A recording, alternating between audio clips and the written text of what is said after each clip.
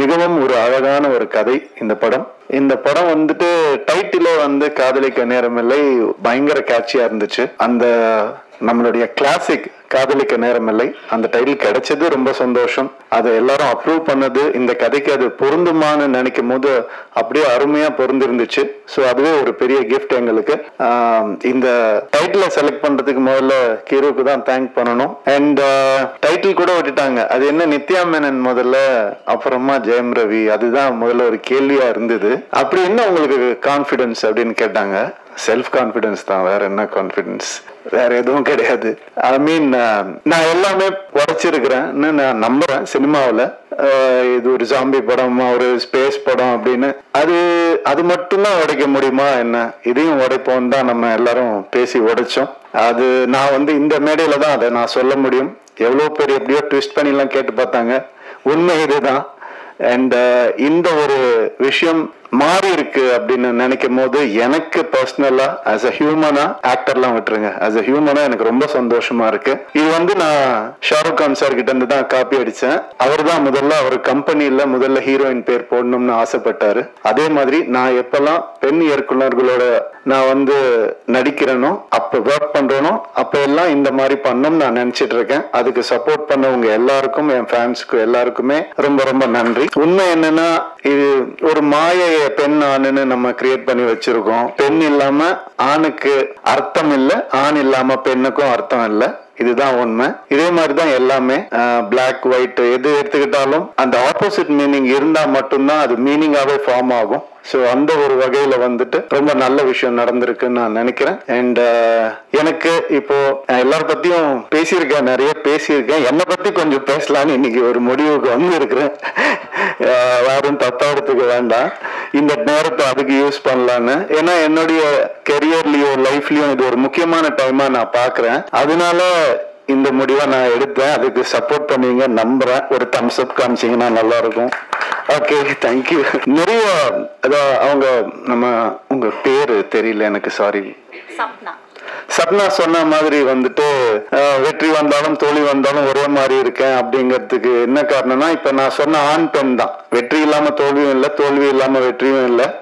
எனக்கு வந்துட்டு ஒரு 2014 இந்த மாதிரி கொஞ்சம் ஒரு தோல்வியான ஒரு டைம் இருந்தது. 3 வருஷம் ஒரே படம் பண்ணேன். அதுக்கப்புறம் என்னால ஒரு இன்டர்வியூ கூட கொடுக்க முடியல. ஏன்னா ஒரு லுக் இருந்தது, அந்த ஒரு மாயையில என்ன அப்படியே வச்சிருந்தாங்க. அதுக்கப்புறம் எனக்கு ஒரு மாதிரி கொஞ்சம் கஷ்டமா இருந்தது, என்னடா அப்படி இருக்கேன்னு. படமும் சரியா போல, தோல்வி அடைஞ்சது. சோ அப்ப நான் யோசிச்சேன், நான் ஏதாவது தப்பு பண்ணிருக்கேனா அப்படின்னு யோசிச்சேன். நான் தப்பா நடிச்சிருக்கேனா, நான் வந்துட்டு தப்பான கதையை செலக்ட் பண்ணனா, நான் அப்படி யோசிக்கும் போது என் சைட்ல இருந்து எந்த ஒரு தப்பும் எனக்கு தோணல. அப்புறம் நம்ம எதுக்கு தோண்டு போனோம், உன் சைட்ல தப்பு இல்லாதப்ப. அடுத்த வருஷமே 3 ஹிட் ஒரே வருஷம், ரோமியோ ஜூலியட், பூலோகம், தனி ஒருவன், 3 ஹிட் கொடுத்தேன் நானு. அது வந்துட்டு ஏன் அப்படின்னா அந்த ரியலைசேஷன் தான். வெற்றிக்கும் தோல்விக்கும் பெரிய டிஃபரன்ஸ் இல்லை. ஒருத்தர் தோத்து போய் துவண்டு போய் கீழே விழுந்துட்டாங்கன்னா அவர் தோல்வி அடைஞ்சவர்னு சொல்றோம். அது கிடையாது. அவர் திருப்பி எந்திரிக்காம இருந்தாதான் அவர் தோல்வி அடைஞ்சவர். திருப்பி எந்திரிச்சிட்டாருன்னா அவர் தோல்வியே கிடையாது. இந்த வருஷம் நான் திருப்பி எந்திரிப்பேன்னு சொல்ல வரேன், வேற ஒன்றும் இல்லை. Thank you so much.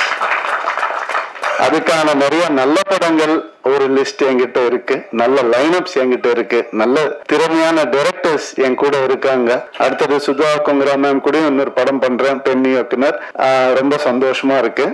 எனக்கு பெண் இயக்குனரை வேற எப்படி அட்ரஸ் பண்றதுன்னு தெரியல, அதனால அப்படிதான் நான் சொல்றேன். ஸோ அது ஒரு பெரிய டேர்ம் கிடையாது, டைரக்டர், அவ்வளவுதான்.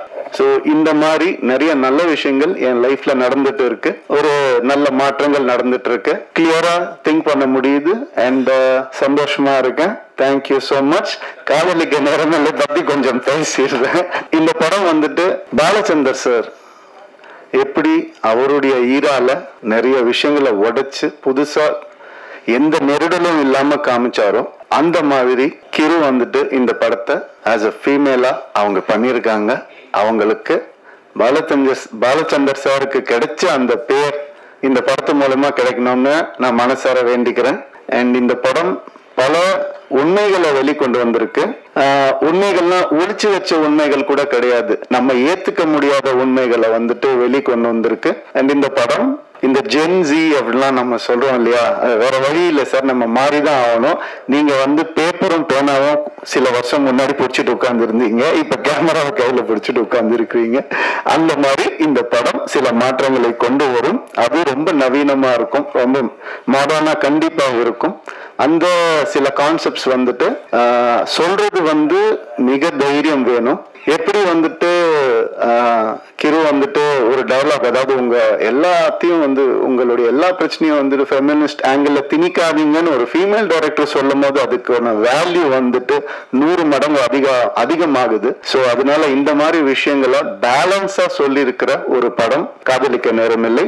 நிறைய வேல்யூஸை வந்துட்டு புதுசா சொல்லி இருக்கக்கூடிய ஒரு படம். நம்ம எப்பவுமே நம்ம லைஃப்ல சினிமா ஒரு பார்ட், அதை யாராலையும் மறுக்கவே முடியாது. அம்மா அப்பா சொல்லி கொடுக்காத சில விஷயங்களை கூட சினிமா சொல்லி கொடுக்கும்ன்ற நம்பிக்கையில தான் நான் சினிமாக்குள்ள வந்தேன். அந்த மாதிரி இந்த ஜெனரேஷனுக்கு சொல்லி கொடுக்க முடியாத, பேச முடியாத சில விஷயங்களை ரொம்ப அழகா டீல் பண்ணியிருக்காங்க.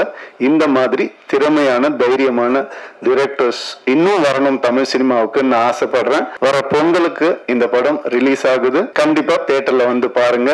UA சர்டிபிகேட் தான். ஸோ நீங்களே முடிவு பண்ணிட்டு வாங்க. தேங்க்யூ.